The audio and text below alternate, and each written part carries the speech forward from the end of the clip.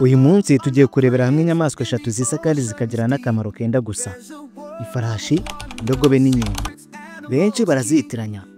Nibyo koko ushobora kubona zimeze kimwe, ariko buri yose muri zo ifite umwihariko wayo, haba mu miterere, mu mico ndetse n'umumaro wazo. Turebye ingano ndetse n'imbaraga za buri imwe muri zo, tukareba imyitwarire n'utugeso twazo, hari byinshi twavumbura. Aho ngwino ujyane nanjye turya umunyenga kuri aya matungo afite byinshi ahuriyeho, ni nako turi bumenye kuyatandukanya. Tugana ku musozo, ndaza kukubwira utuntu dutangaje kandi dutekeshe kuri izi nyamaswa. Digadi, iyi ni Inyamaswa TV.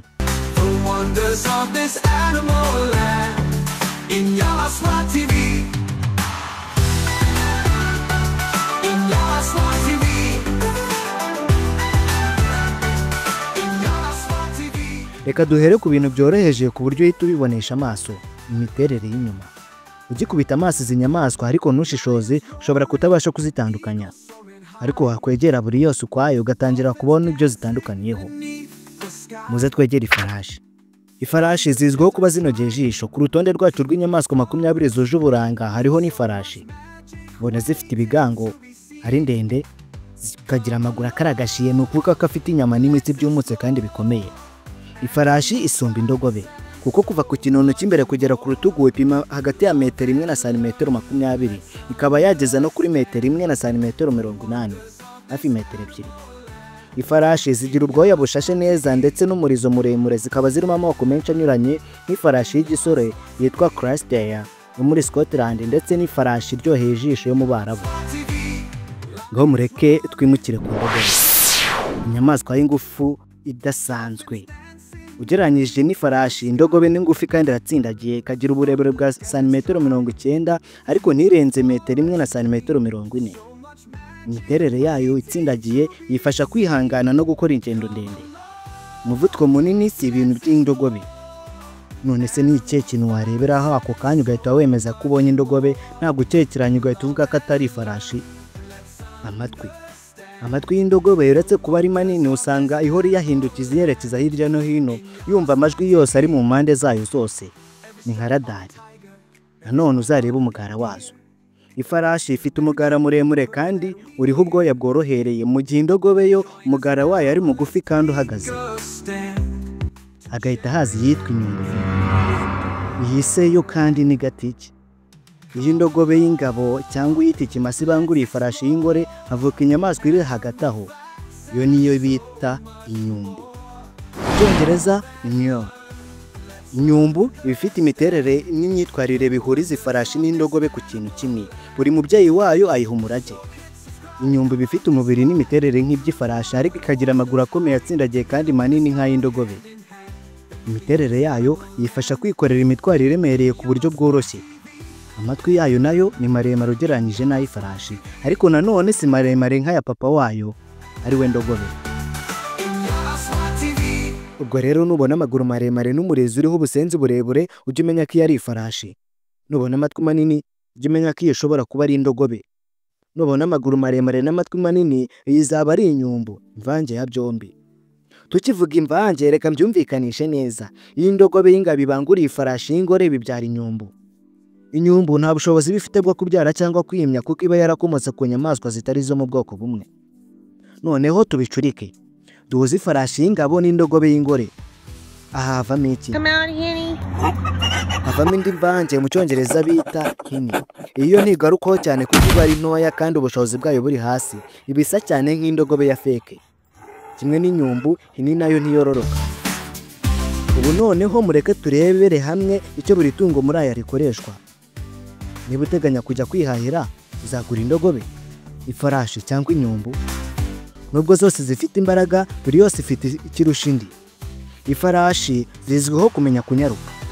Ubwoko bumwe bw'amafarashi bushobora kugeza ku muvuduko wa kilometero 80 ku isaha. Niyo mpamvu zikunda gukoreshwa muri siporo, mu masiganwa ndetse n'ibindi bikorwa bisaba umuvuduko. Indogobe zo zizwiho gukomeza umutsi kurusha kumenya kwiruka. Zigenda gahoro, ariko biratangaje ukuntu zishobora kwikorera imizigo iremereye cyane zikayikora n'urugendo rurerure. Indogobe zizi kugenda ahantu h'imisozi miremire, kandi ibinono byazo bizifasha kugenda ahantu imodoka zidashobora kugera. Hahandi izindi nyamaswa zishobora kugera zikanyerera zikagwa, indogobe yo iratwaza ikahagenda. Inyumbu yo ihuriza hamwe ubushobozi bw'ifarashi n'ubw'indogobe. Ingufu ndetse no kwihangana by'indogobe inyumbu irabifite, ariko byagera no kukwiruka ku muvuduko munini ikagerageza kwigana ifarashi. Inyumbu nazo zishobora kwikorera imizigo ku ntera ndende ahantu hagoye nta kunanirwa. Ibi bituma zifashishwa cyane n'abantu batembera mu misozi ndetse no mu kandi kazi kagoye. Mureke noneho dusuzume imico n'imyitwarire yazo, turebe aho zitandukaniye.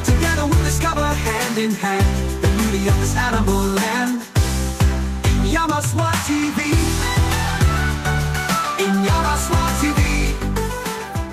Nubwo ushobora kubona zisa ifarashi, indogobe n'inyumbu, buri yose ifite umutima wayo. Amafarashi azwiho kubana mu bumwe no mu bufatanye hagati yayo. Imibanire y'umuntu n'ifarashi usanga ari nta makemwa kuko iba yiteguye kumvira, bityo kuyiyobora iri ku mugongo wayo bikoroha, igatozwa ibyo nyirayo ashaka ko ikora, bityo ikaba yiteguye guhora hafi y'abantu. Ikibazo cy'ifarashi ni uko igeze mu ngorane itamenyereye ihita ita umutwe, igahangayika cyane ndetse bikayiyobera. Yiringira cyane umutoza wayo cyangwa umuyobozi wayo iyo bamenyeranye.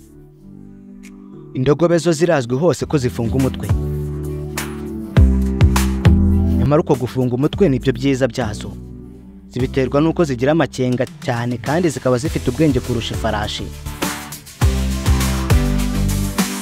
Iyi farashi yikanze irasaragurika igashaka kwiruka. Stay as still as you can. It smashes through the rail and heads straight for a baby carriage. Indogobe yo irabanza igahagarara igatuza ikabanza ikiga ku kibazo. Nubona indogobe yafunze amaferi yanze kuva hiri, uzamenye ko ishobora kuba ibitewe nuko iri kumva ko imbere hari akaga cyangwa yumva idatekanye. Ngo rero aho kuvuga ko ari imfungamutwe, uzibuke wa mugani ugira uti inyamaswa idakenga yishwe n'umututizi. Indogobe ziratekereza cyane kandi ntabwo ari za nyamugiyo bijya. Ariko ku rundi ruhande iyo indogobe yamaze kukwiyumvamo biba bigoye ko hari undi muntu yakwizera.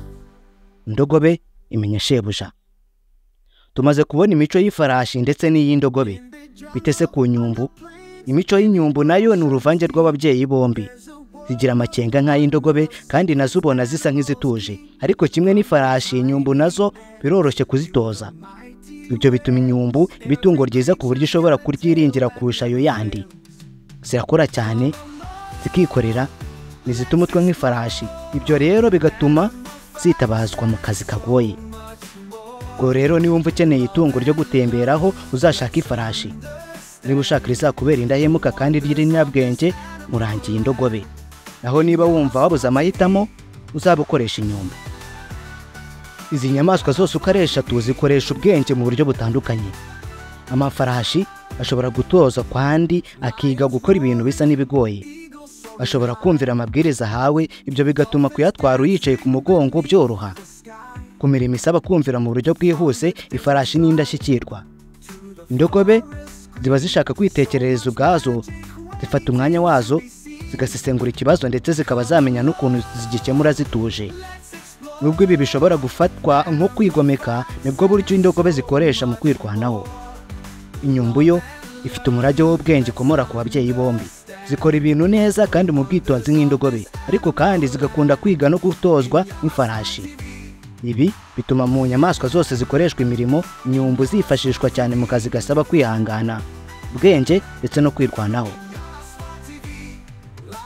Nubwo indogobe ivugwaho gufunga umutwe koko, dukwiriye kubona ko ari ukugira amakenga, kudahubuka ndetse no kubanza gusesengura ibintu.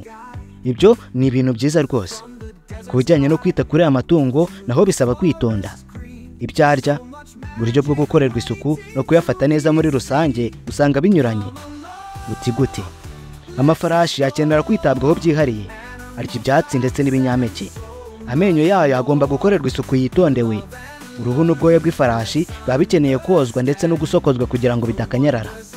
Inzara z'ibinono byazo zigomba guhora zicibwa kugira ngo zidashokonkora. Indogobe zo ntizikenera keya yo mu rwego rwo hejuru. Ni inyamaswa zifite umutima ukomeye kandi zidasaba indyo yihariye. Indogobe yigaburiye cyane ishobora kugira umubyibuho ukabije ku buryo bworoshye. Ubwo rero ni ngombwa kuyiha bike kuko n'ubundi intego ibitumye uyorora si ukuzayipima ku biro. Muri rusange uruhu rwayo ntirukenera kwitabwaho bikaze. ariko ibinono byazo byo bisaba kubyitaho, cyane cyane iyo uyikoresha imirimo ivunanye ahantu habi. Bisa naho inyumbu nazo kuzitaho bitagoye, ni kimwe n'indogobe, ariko nanone kimwe n'ifarashi ugomba guhora uhanagura ubwoya bwayo kugira ngo ise neza, ariko kubera kwa kwihambira kwazo usanga zitarushya nk'ifarashi. Zirikana iki? Ifarashi zikenera kwitabwaho byihariye, ariko indogobe zo ntiziba zigoye cyane, naho inyumbu zo ziri hagati. Uzitayeho cyane byaba ari byiza, ariko uzifashe nk'indogobe nabwo nta kibazo zabigiraho. Tugana ku musozo, noneho reka nkubwire tumwe mu tuntu dutangaje kandi dusekeje kuri izi nyamaswa. Ese wari uzi ko amenyo y'ifarashi akomeza gukura mpaka? Ariko iyo ifarashi iri kurisha amenyo yayo agenda ahongoka, ibyo bituma adakura ngo yuzure akanwa, ariko nanone agahora atyaye ku buryo akatagura ibyatsi mu buryo bworoshye. Indogobe zifite ubushobozi bwo kwibuka buri hejuru cyane. Ishobora kwibuka ahantu yaherukaga mu myaka myinshi ishize, ndetse ikaba yamenya indi ndogobe byigeze guhura kera. Nanone kandi nubwo twabonye ko zigira amakenga, indogobe zishobora kubana neza n'izindi nyamaswa ndetse n'abantu. Inyumbu zigira ubuzima bwiza ugereranyije n'ifarashi n'indogobe, ndetse ziraramba kurusha izo zombi. Kwihangana kwazo ko kuri hejuru kurusha ababyeyi bazo. Ijwi ry'inyumbu naryo wumva ari ryiza kuko wumvamo urwunge rw'indogobe n'ijwi ry'ifarashi. Ibyo rero ibyo wagenderaho kugira ngo ubashe gutandukanya indogobe, ifarashi n'inyumbu. Twarebye ku myitwarire, imbaraga n'ibindi. Buri yose muri izi nyamaswa eshatu ifite umwihariko wayo. Duhereye ku muvuduko w'ifarashi, gukomera kw'indogobe no kwihangana kw'inyumbu. Ubwo rero niba wifuza inshuti izi kwiruka, inshuti y'indahemuka, cyangwa inshuti izi gukora cyane, amahitamo ni ayawe. Mwakoze kureba iyi video. Iyi ni Inyamaswa TV. Come along, let's explore animal facts and so much more. Love and learn, let's understand the wonders of this animal land.